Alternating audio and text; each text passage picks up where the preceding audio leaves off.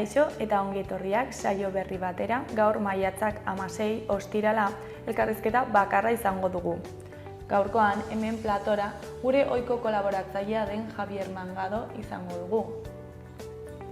Javier Mangadorekin erorien monumentuaren gaiarekin jarraituko dugu.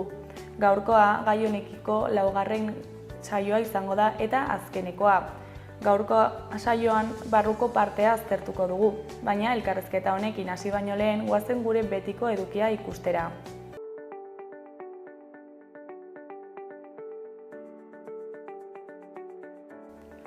Goazen orain gaurko efemerideak ikustera. Gaurko egun batean, 1803ko maiatzaren 16an, Danimarka, Norvegia, Europako lehen herrialde bihurtu zen esklaboen salerosketa praktikan debekatzen. Nabarmentzekoa da esklaboen salerosketan euskaldunek izandako papera. Adibidez, Pedro Juan Zulueta, Jabanako Errege Konpainia edo Karakasko Gipuzkoar Konpainia txit erantzuntezkoa hainbat urtez behar ilun horretan aritu ziren. Esklabo tratulari bezala zein inbertsore moduan euskaldun ugari aberestu zen negozioarekin. Urte batzuk geroago, 1905ko maiatzaren 16an, Barakaldoko ehunka herritarrek etxegabetze bat galarazi zuten. Epaitegiko ordezkariak familia bat bere etxetik bidaltzera joan zirenean harrika hartu zituzten. Hurrengo egunetan emakume taldeek etxegabetze arriskuan ziren etxeak jagon zituzten. Egun berean baina 1945ko maiatzaren 16an, Frantziarrek Aljeriaren aurkako sarraskia hasi zuen Setif eta Guelmanen Bigarren Mundu Gerraren garaipenetik astebetera Europar kolonialismoaren aurpegi fascista erakutsi zieten frantziarrek aljeriarrei. Eta bukatzeko 2007ko maiatzaren 16an, Iruñean gaztetzen aldeko bizikleta martxa egiten ari zirela, bi lagun zementuzko bidoi batekin kateatu ziren, trafikoa moztuz. Gainerako 50 parte hartzaileek lurrean eseri ziren.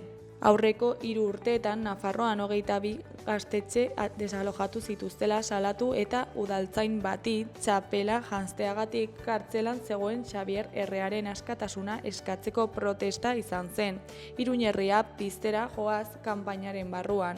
Polizia manifestarien aurka oldartu zen.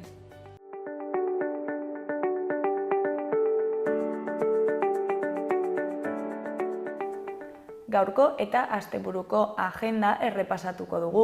Ostiralean maiatzaren 16an Ninini izeneko bakarrizketa izango da Zizur Nagusiko kulturetxean.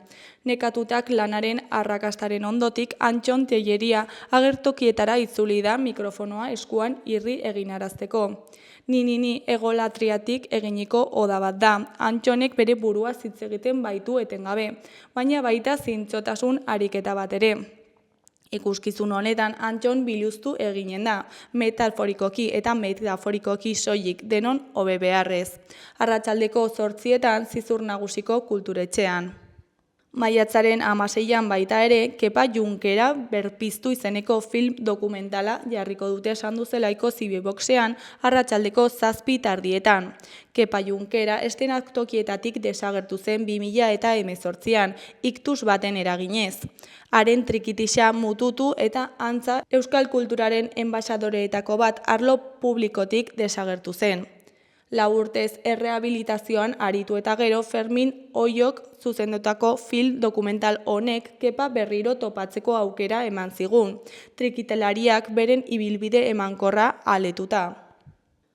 Larunbatean Iturramako Zibiboxean goizeko 12:30 egunkaria oroitzapen magiko bat izeneko magia showa eskainiko da.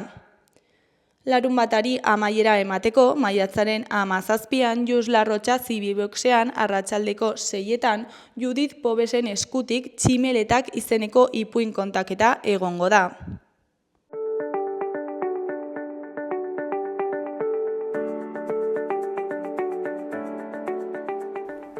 Ikus dezagun gaurko egunkarien azalek zer dioten. Diario de Noticiasen titular nagusian, gizakia helburu programak adingabei ematen dizkie arreten 15% pantailarekiko mendekotasunagatik dira. Abusua 11 urteetatik aurrera da. Egunean, 20-21 ordu arteko erabilera mugikorra duten adingabeak ikusten dituzte. Honen beheko grisa koloreko berriak AEB-tara esportatzeak 53 milioi gehiago kostatu ahal zaiola Nafarroari dio. Hori koloreko berrietan alde batetik ilusioa pizten duen euskaraldia. Beste alde batetik atarrabiak rumbaren erritmoan dantzatzen du. Argazki nagusian, Budimirrek Osasunaren bandera jartzen bere golaren ospakizunean, 2 hutsekoa alegia. Honen titularrean Osasunaren mitoa.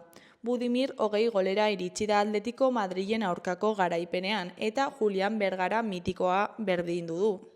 Eskuinaldeko berrietan, alde batetik, gobernuak Elizarekin negoziatu nahi du herri lurrak itzultzearen kontua. Beste alde batetik, Arrosadiak aurreratutako 1000 aparkaleku berri izango ditu. Bukatzeko, zereala, kazkabarrak zigortua erdialdean eta lizarraldean. Diario de Navarraren titular nagusian, mugikorraren erabilera problematikoak gora egin du Nafarroan nerabeen artean, 11 urte dituztenetik. Suspertu gizakia helburu planaren arreten 15%. Adituek gurasoei dei egiten diete, babes esia dira, mugak jarri behar dira. Argazki nagusian, Ante Budimirrek 2. gola sartu zuen eta 20 gehitzen ditu denboraldian, Osasunan 1936ko errekorra berdintzea suposatuz. Titularrean, Osasun erraldoi bat, Atletico oso bati irabazi dio sadarren eta Europara joateko aukerak areagotu egin dira. Beheko eskuineko berrian, Alfarok migrazio politiken zuzendaria kargutik kendu du. Goiko berrietan, alde batetik ia delitu guztiek igoerak izan dituzte Iruñean. Beste alde batetik entzierroko lasterketak 40 urte ospatzen ditu.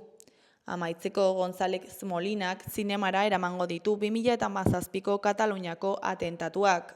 Gararen titular nagusian, Araztegiak dirua eskatzeko akordioa zapuzten duela salatu dute. Auzipetuei laguntzeko plataformak ziurtatu du gune turistikoen sustatzaileak eutsi egin nahi diotela erantzunkizun zibilaren eskaerari, eta horrela bidea ireki nahi duela diru-kutxa publikoei 43 milioi erreklamatzeko. Argazki nagusiaren titularrean, elkar mugitzeko gonbita eginda, abian da Euskaraldia. 4. Euskaraldia udaberrian egingo den lehenengoa abian da. Elkar mugituz egingo dugu, dei egin zuen atzo arratsaldean 5 hiriburuetan zein dozenaka herritan egin ziren hasiera ekitaldietan. Erdiko berrietan, goikoan, 145.142 sinadura legebiltzarrean pentsio publikoak duintzeko. Behekoan, labek berreindustrializazio plana eta erantzunkizunak eskatu ditu Zuzundegirentzat.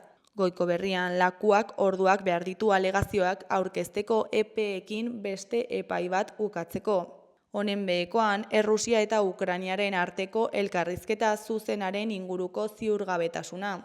Eskuineko aldeko berrietan, ezkerrekoan Atletikek txapeldunen liga ziurtatu du eta Osasunak Europarekin amesten du. Eskuineko aldeko azkenekoan, Atletikek txapeldunen liga ziurtatu du eta Osasunak Europarekin amesten du. Borobil barruan dagoen albistean, Araztegiko enpresak bertan behera utzi ditu 7 baztandarren aurkako epaiketa saihestuko zukeen akordioa lortzeko saiakerak. Berriaren argazki nagusian hau ikus dezakegu.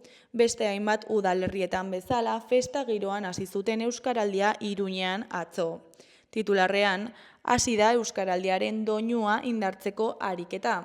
Maiatzaren 25 arte iraungo du Euskaraldiak, hizkuntzaren erabilera sustatzea xede hartuta.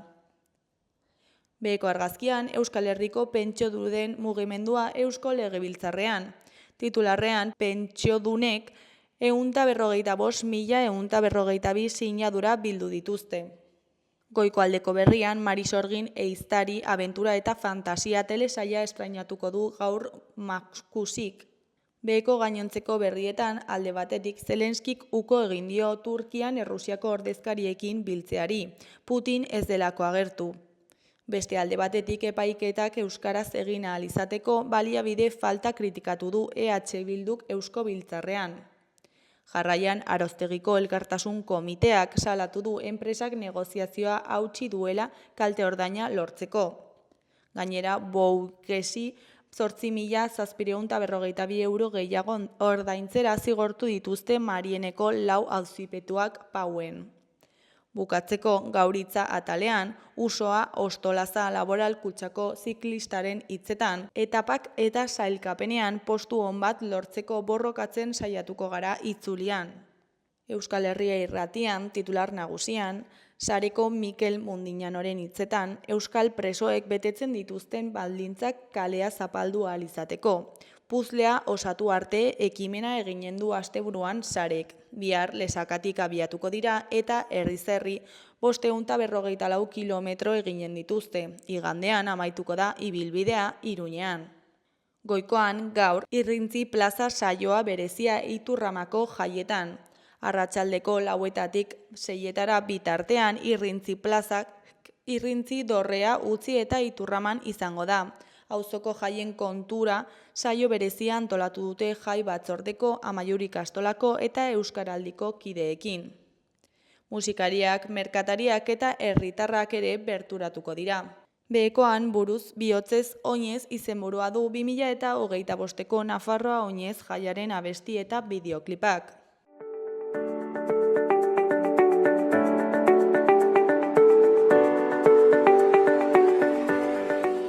Ikus dezagun gaurko egunkarien azalek zer dioten. Gaur, ostirala, goizean zerua oso hodeitsu egongo da eta euri pixka bat egin dezake Kantauri isurialdearen ekialdean. Eguerditik aurrera hodeiak gutxituz joango dira eta atertu egingo du. Arratsaldean zerua hodei gutxirekin geratuko da hegoaldean eta Kantauri isurialdean behe hodeien tarte hodeitsu batzuekin. Egunaren hasieran haizeak mendebaldetik joko du, kostaldean bizi. Arratsaldean iparraldeko haizea ibiliko da eta indartu egingo da Ebro ibarrean. Temperatura maksimoak gradu pare bat altuagoak izango dira, baina ez dituzte 20 graduak gaindituko. Temperatura minimoak azken orduetan neurtuko dira, orduan egongo delako zerua garbiago.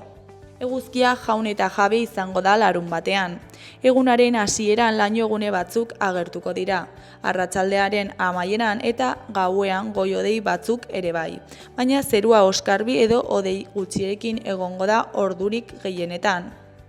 Haizea aldakor hasieran baina hego ukituarekin Kantauri isurialdean, arratsaldean haizea iparraldetik finkatu eta barnealdean indartu egingo da. Temperatura maksimoek gora egingo dute, batez ere barnealdean eta udaberrikoak izango dira. Minimoak jeitsi egingo dira eta egun sentian hegoaldeko zenbait lekuetan hotza egin dezake. Igandean temperaturak gora egingo du. Igoera hori nabariagoa izango da barnealdean non maksimoek 25 graduak gaindituko dituzten. Kostaldean brisak temperaturaren igoera oztopatuko du. Zerua hodei gutxirekin egongo da, erdi mailako hodei eta goi-hodei batzuekin. Arratsaldean bero hodei batzuk garatuko dira eta baliteke gauean barnealdean zapadarraren bat edo beste botatzea.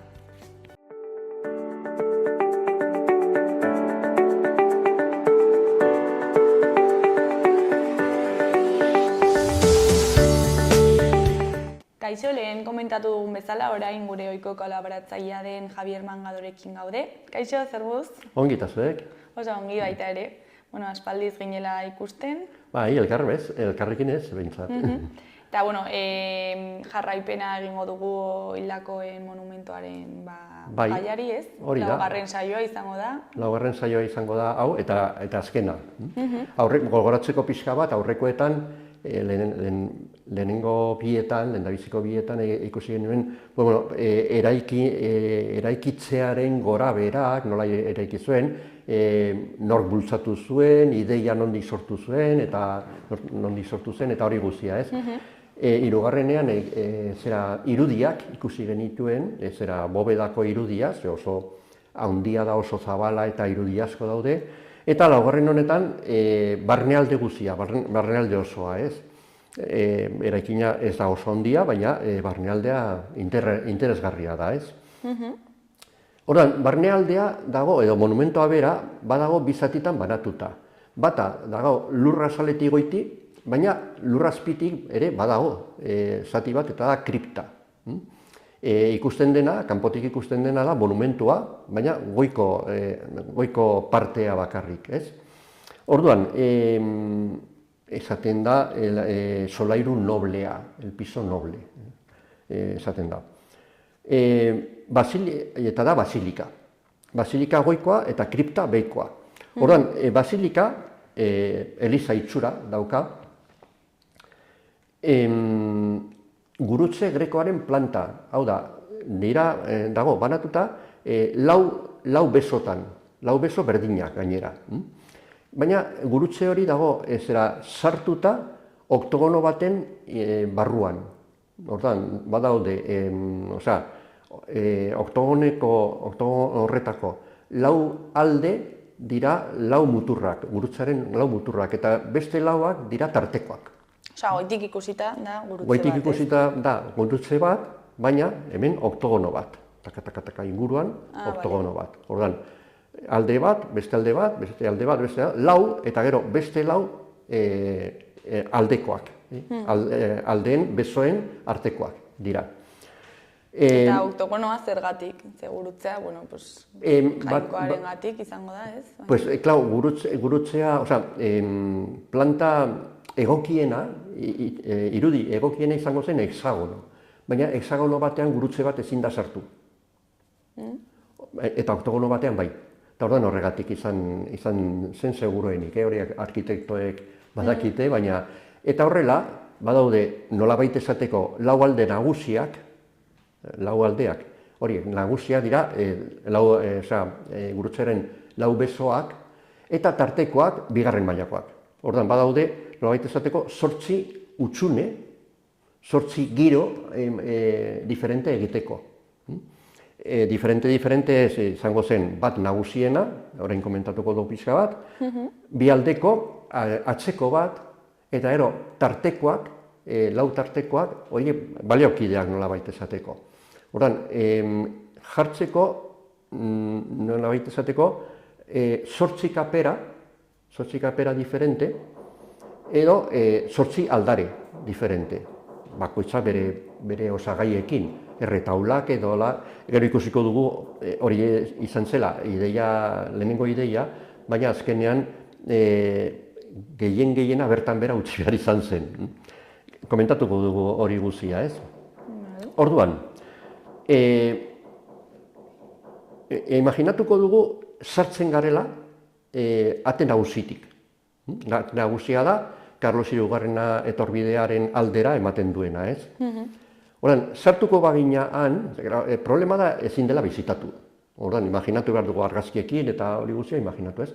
Sartuko bagina ate nagusitik, aurrez aurre ikusiko genuke aldare nagusia. Han izango zen aldare nagusia. Ez oso handia. Izango zen, sartuko ginen beso batetik, eta zeharkatuta beste aldean izango zen aldarea. Eta dago, gaur egun ez dakit dagoen edo, ez, gaur egun ja ez dago. Baina, erdian zulo handi bat. Putzu antzeko zulo handi bat, baranda batez inguratuta. Ezin zara sartu, ezin zen, gaur egun zulo hori tapatu da, estali da. Baina, ezin zen pasatu zuzenean aldareraino, baizik eta zeharka, zuloa inguratuz. Zulo horrek komunikatzen zuen goiko aldea eta kripta, beiko aldea. Goitik ikusiteken beiko aldea. Eta ideia hori ez da jatorrizkoa, ez da originala, hori kopiatuta dago. Hori da osatu zen,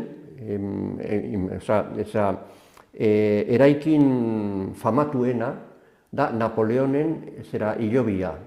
Les Invalides, Parisen, Les Invalides, ez? Eta horrean itxura da berdina. Kopiatu dute. Kopiatu zuten, bai. Askoz ere txikiagoa, hemengoa askoz ere txikiagoa, bestea da itzela, ez? Orduan, Napoleonen hilobian, zer dago? Dago eliza, goian, behian kripta, zulotik ikusi ahal izatekoa, eta kriptan erdi-erdian Napoleonen hilobia.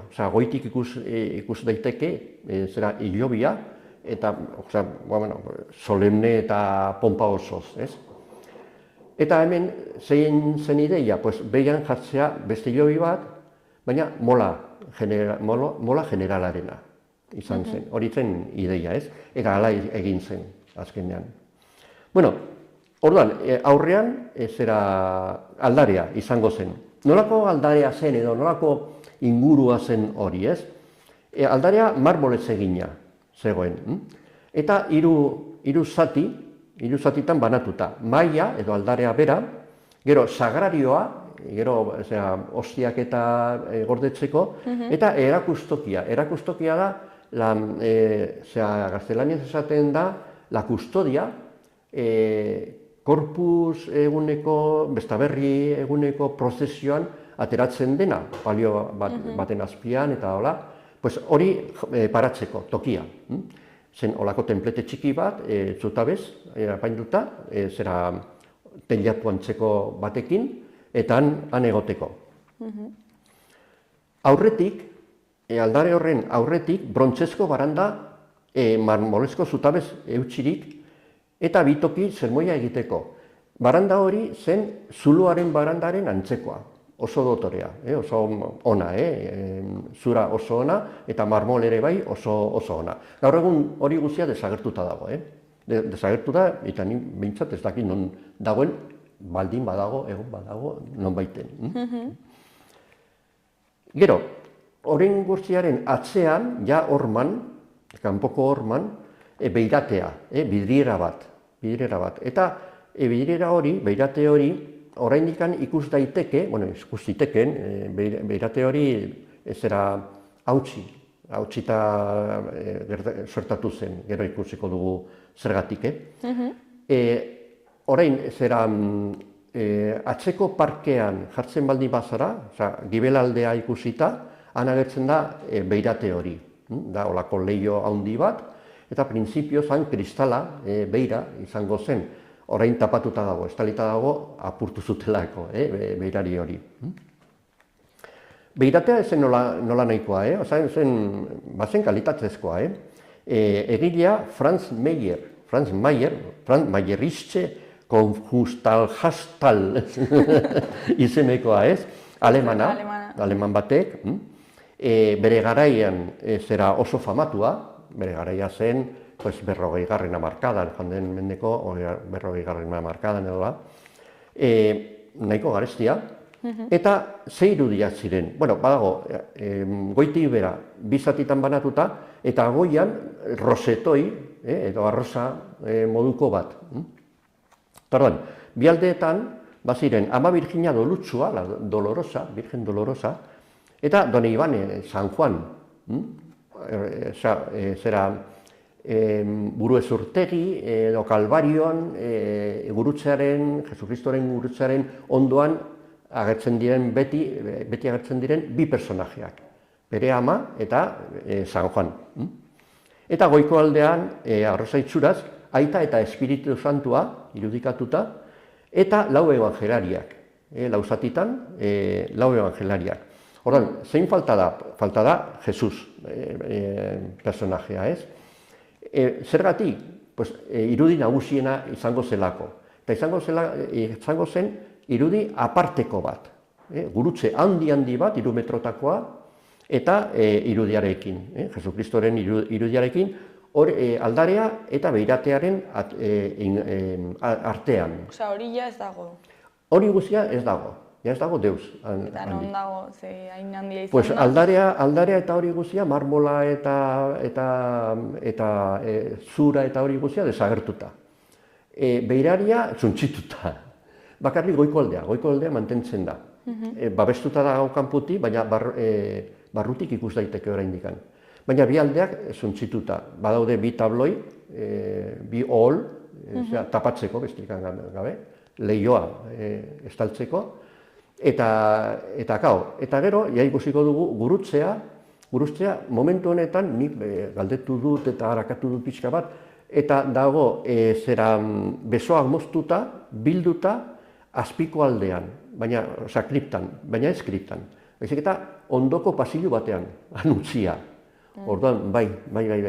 Arras baztertuta, nik gogoan daukat txikian nintzenean ikustea edo gaztetxoa. Ondoko parrokian egon zela, baina gaur egun ja ez dago. Eta orduan galdetu nuen, eta ez hori dago pasillo batean, han lurpean dago, ez? Utzia. Horrela egon dago duela urte asko. Orduan, hor badago ezetasuna, badaude ontxoak eta, bueno, auskalo nola egongo den, ez? Baina, dirudinez, egon badago, hori bai, gainerako guzia ez, gainerako guzia desagertuta. Bueno, Beireria, komentatu duguna ez, Joan den mendearen 60ko hamarkadan harrika suntsitu zuten eta ja ezen konpondu. Eta orain, goiko aldea barrutik oihalez estalita dago, eta hori, bi ohol jarri dituzte zuloa tapatzeko. Orduan, hori izango zen barren aldea, ez? Justo sartu eta barren aldean. Zirkulan edo oktogonoaren inguruan, baziren beste aldare batzuk, ez? Ideia zen beste aldare batzuk jartzea. Lau izango ziren nagusi, eta ideia zen Nafarroako 4 santuen irudiak kokatzeko. Nik ez dut aurkitu ze santu ziren horiek, izango ziren horiek. Baina ni pentsatzen du San Francisco Javier izango zela, patroia, gero San Fermin, San Saturnino eta San Honesto. Pentsatzen dut izan zen San Saturninoren aurrekoa. Orduan, San Saturnino eta San Honesto badaude San Zernin Elizaren portalean, kanpoan agertzen dira bi estatua, eta haiek dira biak. Orduan, pentsatzen dut, baina ez dakit, ezin dut ziurtatu hori. Erdian esan dugu zulo handi bat, borobila, kripta ikusi ahal izateko, eta ate nagusitik sartu eta bi aldetara beste bi aldare. Bi kapera, txiki, nahiko txikiak, ez oso txikiak, baina txikiak, eta ideia zen batean Ama Birjina errukineren irudia kokatu, eta bestea nik ez dut aurkitu ezer, berririk ez. Dirudienez, utzik nahi zutenerako, ez, jartzeko. Eta Ama Birjina errukine horren irudia bai egin zela, hori bai egin zela, eta gero ikusiko dugu pixka bat historiotzoa, bere historiotzoa, ez? Zer gertatu zen? Asmoa zen monumentu hori egitea bakarrik, eskaintzea bakarrik gerran hildakoei, bakarrik horiei, eta alde batekoei bakarrik, ez errepublika aldekoei. Orduan, horiei deitzen omen zaie botozko santutegiak, templos votivos, erderaz, esaten da. Eta orduan, botozko, oroimenezko baldin bada, horako eliza edo elizantzekoa, orduan, irudi bakarra jarri daiteke, eta da Jesukristo, kito. Orduan, ez San Fermin, ez beste santuak, ez Ama Birjina, ez errez. Orduan, hori zen, dirudienez, ez erabaki ofiziala. Baina, inguruko erabaki batzu baziren, karlistak baziren, eta horiek, orduan, ideia eta iritziak oso bestelakoak ziren. Eta orduan, haien artean goraberak eta eztabaidak gertatu ziren. Bai, kontua ezen hain argia izan. Denok batera, denok ados, keba, ez. Eztabaida sutsuak batzutan. Eta noren artean ziren eztabaidak? Karlistak alde batetikan, falangistak beste alde batetikan. Jendearen artean, ez? Eta jendea hor ikusten bestetik gabe. Herria nolabait aparte. Diputazioak erabaki zuen, eta Eliza ere bai. Baziren hor hainbat alde ez, Eliza alde batetikan, diputazioa beste alde batetikan, nolabait erakundeak, baina gero, beste erakunde batzuk, karlistak, falangistak, eta olakoak. Eta herriko jendea, jartzen baldin badute San Fermin, ongi ez badute jartzen, berdin dio, azkenean, ez? Baina, erakundetan, ideia ziren oso ongi eutxitak, eta oso ongi defendatuta gainera. Baina, hor geratu zen kontua. Barneko hormetan, barnealdeko, horma horietan, agertzen ziren, eta agertzen dira, daude. Marmolezko plakak Nafar hildakoen izenekin, eta zenbat izen dira? 4.653 izen badaude. Gaur egun plaka horiek guztiak estalita daude. Osea, ez dira zuntzitu, baina daude tapatuta. Oialez, nik uste dut, oholez edo, estalita daudela, ez?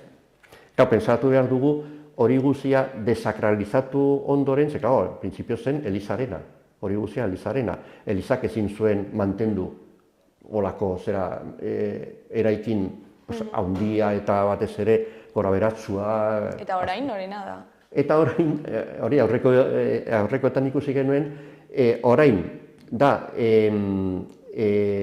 ez da Nafar gobernukoa, da udalarena, baina goiko aldea. Osea, solairu noblea, nolabait esateko, ikusten dena. Baina kripta da Elizarena. Ordan bi jabe. Egia da. Bai, ordan bi jabe izani gaizki moldatu azkenean. Nor arduratuko zen zertaz, nor beste zertaz, eta hor dago, ez? Eta gaztelanian esaten den bezala, ez? La casa sin barrek azkenean. Orduan, 4.653 izen daude. Baina horiek guztiak, matxinatuen aldekoak. Errepublikarrak ez. Eta gainera, izan behar ziren, hori zen erabakia, gerran hildakoak. Osea, frontean. Ez atzean edo hirietan edo Iruñan, ez, frontean bakarrik. Horan, hildako gehiago izan ziren, eta errepublika zaleak izan ziren gehiago ere bai. Baina frontean hildako errepublikar Nafarrak, gutxi gora beha, hori agertzen da, 160. Hordan, berez, egon beharrekoak, izenak egon beharrekoak izango ziren, 160 gehiago, eusten baldin badiogu erabaki horri. Hori oso ez dagarria ere bai. Ez bakarrik, zergatik bakarrik frontean hildakoak eta ez afusilatuak eta hor dago eztabaida handia, ez? Baina, dagoena da hori. Izen horiek dira frontean hildakoak eta matxinatuen aldekoak, besterik ez. Komentatu dugun bezala, irudi bakarra da, Jesukristo hori jarri zutela 1958an, 3 metro altueraz dauka, handia. Eta suediar pinu zurezko gurutzea. Zura nahiko ona zen ere bai. Gero aldatu zen, hori ondatu, geratu baldin bazen han bazter batean utzia, ondatu zen, eta jarri zuten beste bat. Irudia ere hasi zen ondatzen.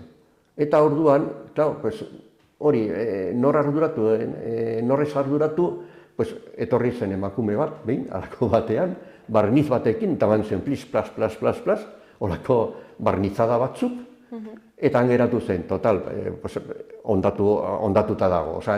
Lehengo itxura, ja ez dauka, ez omen dauka, nik ere ez dut ikusi, bazter batean omen dago. Baina, azkenean, borondate honez, baina ondatu zuten gehiago. Historian barna, bitan izan da zahar berritua, gurutze hori eta irudia. Eta orduan hori, gaurko gurutzea ez da jatorrizkoa, eta gaur egun nola dagoen, auskalo, bazterra batean omen dago eta listo. Orduan, basilika halako batean, urteetan barna, desakralizatu egin zuten, goiko aldea desakralizatu, eta hori udalaren hemenpean geratu zen, ardurapean nolabait esateko. Eta egin zuten, bihurtu zuten, erakusta aretoa, sala de exposiciones. Baina gaur egun ez da erabiltzen. Erakusta aretoa bihurtu zutenean, zer egin zuten, simbolo guziak, ikur guziak, izen guziak, estali, tapatu. Batzuk kendu, baina gainerako guziak tapatu. Eta bobedan dauden irudiak ere bai, tapatu. Han daude, baina orain proiektuan eta memoria historikoaren legearen arabera hori ere tapatu beharko ziren. Ez dakit zer egingo duten azkenean. Hor badago ere bai, ez da bai da, gaur egun.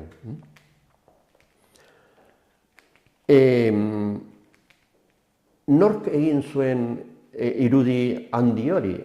Juan Atsuara. Juan Atsuara zen irudigile bat, eskultore bat,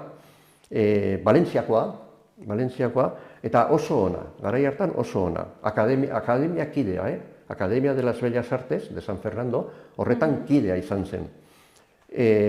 Gogoratu behar dugu, Victor Eusa, arkitektoa,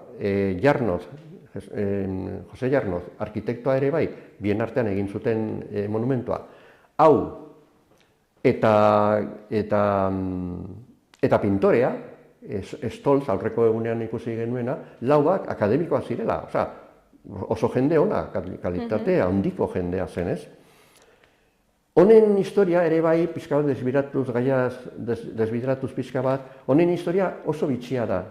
Juan Atsuara hau zen katoliko, baina errepublika zalea. Matxinadan agertu zen errepublikaren alde. Ez oso zutsua, ezen oso borrokalaria, baina bai zalea. Kontua da, errepublika garaian, batez ere eta gerra garaian, gauzaia nahaztu ziren erabat, ez? Orduan, artelan asko, Madrilen, kolokan izan ziren, batzutan lapurtu, beste batzutan tokiz aldatu, eraman, eta hau ibili zen, hartu zuen kargu bat, babesteko. El Prado, Museo del Prado eta hori guzia, babesteko. Eta horren aldera egin zuen oso lan handia. Babestu zituen, ahal zituen guziak, eta ari esker salbatu ziren asko, ez? Baina, matxinatuek gainditu zutenean, hau izan zen, baztertuta ez, erreprimituta, depuratuta. Kontua da, oso artista ona zela, ez? Eta azkenean, errekonozitu zuten berriz, onartu zuten berriz, zen katedratikoa, Eskola de Bellas Artesen katedraduna, kendu zioten postua, baina gero bueltatu eman zioten berreskuratu zuen, ez? Eta orduan, testu inguru horretan, heldu zitzaion enkargu hau, irudi hau egitea, eta egin zuen. Garestia izan zen, oso ona baita, ez? Eta errepublikanoa izan da, onartu zuen honetan parte hartzea? Ez, errepublikanoa kanporatuta ziren guziak. Behin gerra zibila gaindituta, errepublikano guziak, erbestera. Baina esan duzu, errepublika zalea zela, ez? Bai. Eta onartu zuen, ez dakit beste aldeko zerbait egitea? Ez, hori izan zen gero. Hori guzia da gerraren ondoren. Monumentu hau egin zen gerraren ondoren. Ideia zen berrogeitik aurrera. Berrogeian hasi zen pixka bat. Orduan, klaro, errepublika zaleak eta erbestean. Orduan, nolabait, bere irudia, bere persona garbitu zuen horrekin, ez? Lan asko egin zituen gero, lan asko egin zituen Espainia osoan gizon honek. Eta gero, bigarren irudia, bigarren irudia, honetarako izan zen Ama Birjina Errukine. Haundia da ere bai, 2 metro, da Ama Birjina eta Jesus hilda bere besoetan, ez? La Pieta antzekoa, La Pieta, Italiako La Pieta antzekoa, irudia da antzekoa, ez? Claro, irudia, eszena da 2 metro alturakoa. Baina irudiak zutik jarrita, eserita eta etxanda eta hola, zutik jarrita 3 metro. Osea, sekulakoa ere bai, ez? Zurezkoa, irudia da zurezkoa, eta honetan interesa handia jarri zuten, batez ere karlistek eta hola, diputazioak ere bai, baina zergatik, ez bakarrik irudikatzeko, ez bakarrik edo simbolizatzeko, ez, monumentuan bakarrik hildakoak, baizik eta haien amak, arrebak eta emazteak eta horiek guztiak ere bai irudikatzea. Eta horregatik Ama Birjina, ez? Kontua da, hau izan zen oso gora beratzua, eta hemen kontatzea izango zen oso luzea ere bai. Printzipioz, ideia zen jartzea han. Gero, esan zuten, ezin da, bakarrik Kristoren irudia, baina ez Ama, ez Deus. Horan pesatu zuten, prozesioetan ateratzeko, eta eraiki zioten, holako, handa edo paso bezala, zera Aste Santuko paso bat bezala, eramateko. Ideia zen hori, Ostegun Santuaren prozesioan ateratzeko. Baina, gero etorri zen, prozesio horretaz arduratzen den Hermandad de la Pasión, eta haiek esan zuten, ez. Hori, gure irudiak bai, baina hau ez. Ez da tor bat, ez du zer ikusirik, bueno, haien arrazoiak, ez? Eta sekulan ere zen atera. Kontua da, geratu zen, holako hol baten gainean gurpilekin, eta jarri zuten, eta jarrita dago. Parrokian, ondoko parrokian, Kristo Rei parrokian, monumentuan atxekituta dago, eta han dago, aldare nagusiaren ondo batean, alde batean, erdi utxita ere bai, ematen du, ez du ematen, ez dator bat gainerako guztiarekin, nonbait mantentzeko, han utzi dute nolabait esateko, ez? Eta mantentzen da. Eta mantentzen da, bai. Zaintzen dute eta garbitzen dute eta hori guztia. Baina, klaro, parrokia horretan badago, irudi bakarra itzela da Kristo erregea, ez? Sekulako estatua, eta gero ondoan dago beste hau, askoz ere txikiagoa, 3 metro, nonbait, askoz ere txikiagoa, bestea dena da harrizkoa eta zementozkoa, eta da batean zurezko bat, zurezko irudi bat, marroia, besteak argiak, guztiak, eta orduan ez dator bat. No pega. Baina, han dago, eta bueno, pues han dago. Hortik, bai, komentario bat, horren arira, zuk aipatu duzun ari horretara, eta parrokian, badago altare nagusiaren gainean, irudi hori, itzela, Jesus, ez da Jesucristo, da Jesus, eta askotan esan da bere jarrera dela fascista. Ze dago, besoa altzatuta, eta ematen du agur fascista egiten ari dela. Eta horregatik esaten dut, memoria historikoaren legaren arabera hori kemendu beharko zen, horren kontra, legaren kontra dagoelako, baina ez dago, baina ez da, keinua ez da fascista, baizik eta urak, itsasoa baretzeko moduan, cuando dugu ibili zen uraren gainetik, ibili zen, milagro batean, ez? Pues hori dago. Eta beste eskua dago horrela aurrera begira. Eroria, baina horrela begira. Orduan, pixka bat, bigarren begirada bat botata, argita garbi dago, ez dela agur fascista. Baina ematen du, lehenengo batean, ematen du agur fascista egiten duela, ez? Horren argazki ez daukagu, ez? Ez dugu, ez, baina ikus daiteke, hori, saiatu naiz bakarrik jartzen lehengo argazkiak, baina hor sartzen baldin bazara parrokian ikusten duzu, han dagoela. Eta ikus daiteke oso ongi. Orduan, bueltatuko gara, Orain kriptan, beraz, lur azpian dagoen eremua, gelak eta historiak, ez? Orduan, kripta hori, da borobila ere bai, zutabez, eutxita, eta zabaian, zulo handia, komentatu dugun zulo handia, gaur egun tapatuta, estalita dagoena. Han, egokitu ziren 7 hilobi, eta lehendabiziko idea zen hori, eta hori egin zen, 7 hilobi. Baina 8 gorpu, 8 ertzitako, gero ikusiko dugu zergatik. Badago, nagusiena mola generalaren erdian dagoena, hori da. Gero, Sanjurjo, ere bai, mola izan zen matxinadaren zuzendaria, el director, esaten zitzaion. Baina bestea, Sanjurjo generala zen nolabait bultzatzailea edo ideologista, orduan nagusia zen, nagusiago, gainera zaharragoa zen. Biak hil ziren istripuz, hegazkinez istripuz.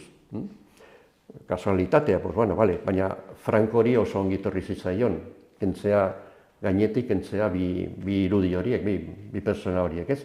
Baina, kontua da, horren ondoren ja Franco nagusitu zen, ez? Orduan, Sanjurjo dago toki preferente batean, toki nagusi batean ere bai, ez? Buruan. Eta gero, badaude beste bost, hilobi, beste bost hilobi, Nafarroako merindade bakoitzeko bat. Jakina, falta da Baxe Nafarra. Baxe Nafarra, ez zen Nafarra, Frantzia. Eta orduan, bost hilobi horietan daude gorpu bana, baina batean bi gorpu, batera.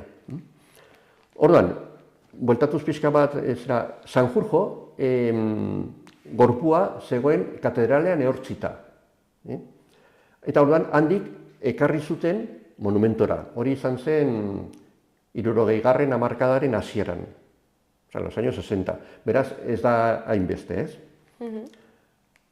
Eta mola, aldiz, zegoen ehortzita Ilerrian, Iruñeko Ilerrian. Eta ja, aurrekoan komentatu genuen, ehortzita egon zela, egon zen tokia dagoela justo Rodríguez Medel komandantearen hilobiaren aurrean dagoela. Eta Rodríguez Medel, batzuk historialariek badakite oso ongi, izan zen lehendabiziko hildako, Guardia Zibilaren komandantea Iruñan, eta izan zen lehendabiziko hildakoa altxamenduaren momentuan. Urtzailaren 19an, bertan, hil zuten. Gainera, eta mola zen burua, gainera, altzatuen burua. Orduan, nolabait etxaila ziren, laguna ziren hasiera batean, ze, birak militarrak eta kointzitu ziren akademian. Adinez antzekoak ziren, Rodríguez Medel urte bete gazteago, beste baino, baina kointzitu ziren, elkarrez agutzu zuten, baina azkenean etxaiak izan ziren, ez? Baina, hilezkero ere bai berriz elkartuak egon ziren. Total, mola ekarri zuten, atera zuten handik, eta sartu zuten bere hilobian, ez? Monumentuan.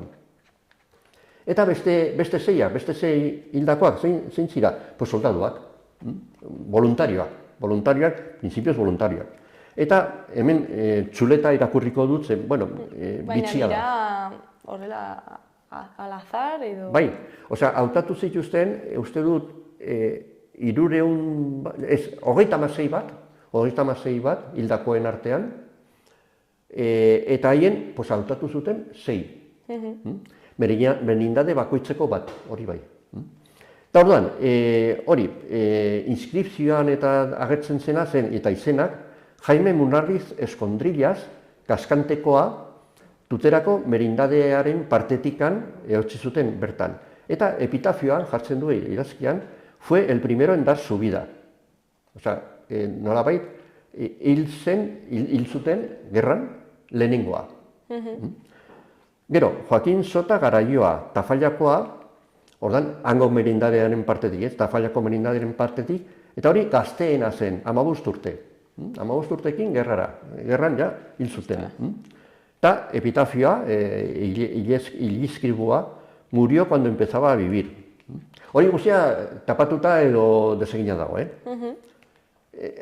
hauek guztiak, gogoratu behar dugu, duela, bueno, ja hogeita batgarren emendean, kendu zirela handik eta familiakoek eraman zuten, bakoitza berea eraman zuten.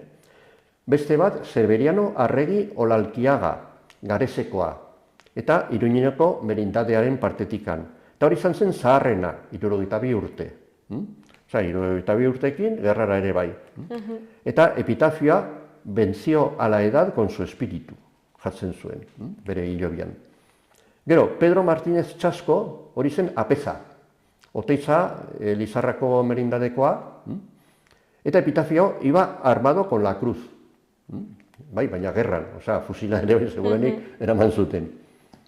Eta Joakin, eta, bueno, auskalo, diotnik, eta Joakin eta Dimas Aznar Zozaia. Hori ziren anaiak, biak anaiak ziren. Eta hauek dira elkarrekin... Elkarrekin sartu zituztenak, bai. Eta Xavier Herrikoak ziren. Xavier Herrikoak eta Agoizangozako merindadekoak, ez?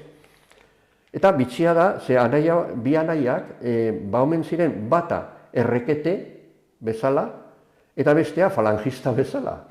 Osea, diferenteak. Eta epitafioa zen, hermanos en vida y en muerte, jartzen zuen. Total, bueno, horiek guztiak, eta Sanjurjo eta Mola, horiek guztiak, ja, eraman zituzten, bere familiakoak eraman zituzten, bere momentuan, eta ja ez dago, deus, ez dago handik, osea, olakorik ez dago deus. Eta gero, eremu hori guztia, komentatu dugu, Elizaren ardurapean dagoela. Ordan, Elizak nolabai zesio bat utzi egin zion erakunde bati, Hermandad de Caballeros Voluntarios de la Cruz izenekoa.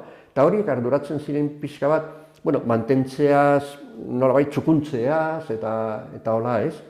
Gaur egun, zein zen ordaina, zein zen trukea, hilero egiten zutela meza bat, eta biakruziz bat, hilero, hil bakoitzaren, uste dute, 18an, haien artean, izkutuan nolabait, nahiko partikularrak eta orduan, hori guztiak nola izan zen, altzatuen hildakoen alde, orduan memoria historikoaren legearen kontra zegoen.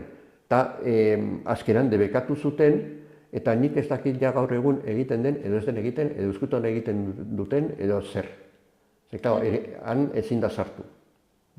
Ez dago bizitaldirik, ez dago deus. Dena itxita dago. Orduan, bueno, hor dago. Mesak hilero egiten zuten, bere mesak. Eta azkeneko, bukatzeko pixka bat, zera monumentoak jaso zituen hainbat erasoaldi, batzuk, 1964an bi dinamita kartutxo jarri zuten, ez zuten ezer egin, sekulakoa da bi kartutxokin ezin da ezer egin. Baina, ondamenak sortu ziren ez. Gero beirate bai harrikaz hautsi zuten, pintadak izan ziren, azkenekoak joan den urtean, agertu zen pintatuta ere bai, monumentua. Eta azkeneko bitxikeria, inaugurazioa. Dirudienez, inauguratu gabe dago. Bai? Bai.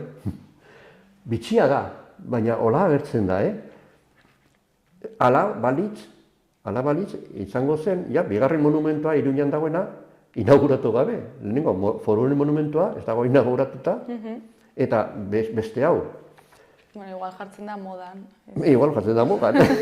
Eta mendik aurrera ez da inauguratzen. Kontua da, klaro, alako batean, zera, 1957an,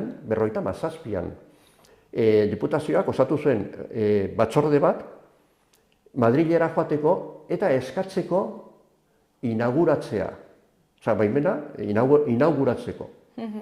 Eta han ministerioan, esan zioten nola, baina inauguratu gabe dago, ez dago inauguratuta.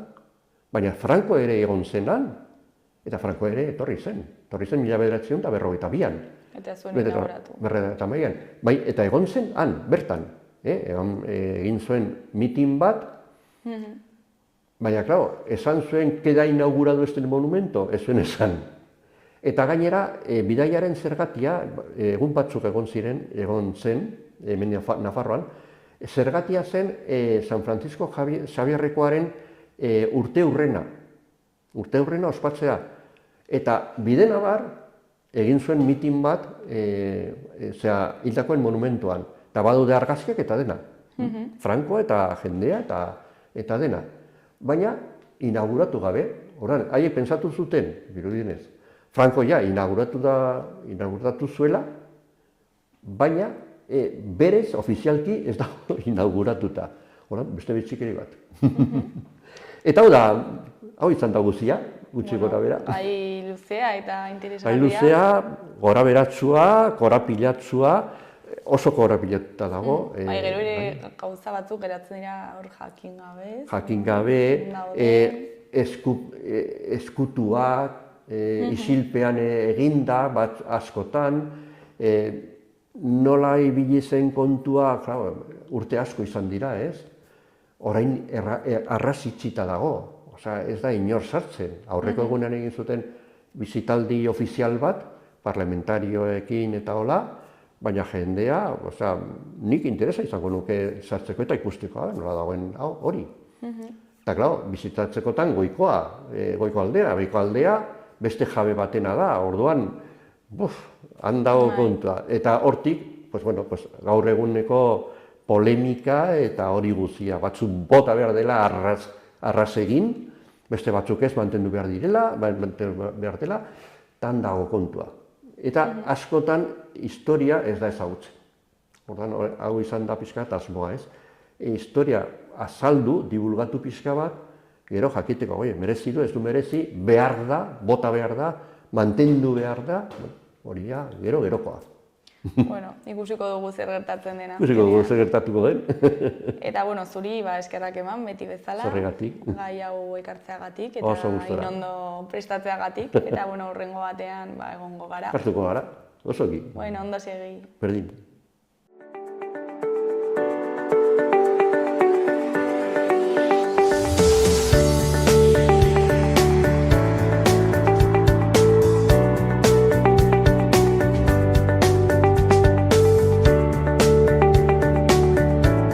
Gaurkoz, hau izan da dena, astelehenean itzuliko gara eduki eta elkarrizketa berriekin. Mila esker zuen arretagatik, asteburu ona pasa, agur!